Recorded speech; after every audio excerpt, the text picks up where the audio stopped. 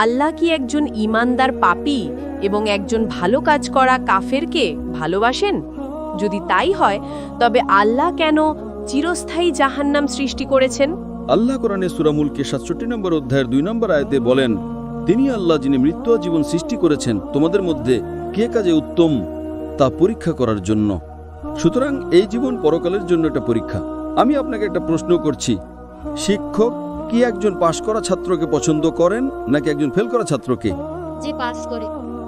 শিক্ষক ফেল করা ছাত্রকে পছন্দ করেন না, কারণ শিক্ষক সেখানে পরামর্শ দেওয়ার জন্য ছিলেন, আর সেই ব্যক্তি মনোযোগ দিচ্ছিল না, যে শিক্ষকের কথা শুনছে না। শিক্ষক ছাত্রকে সুযোগ দেন, কিন্তু পড়াশোনা না করলে ছাত্র নিজেই ফেল করে।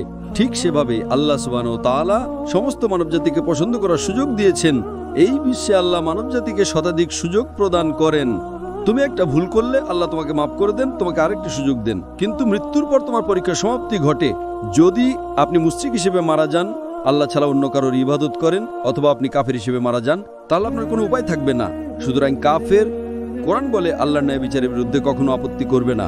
তারা স্বীকার করবে যে তারা ভুল ছিল, তারা শুধু আরেকটা সুযোগ চাইবে। আল্লাহ বলবেন অনেক দেরি হয়ে গেছে। তাই জীবনটা একটা পরীক্ষা, যদি ব্যর্থ হন তাহলে শাস্তি পাবেন। আশা করি প্রশ্নটা পেয়েছেন।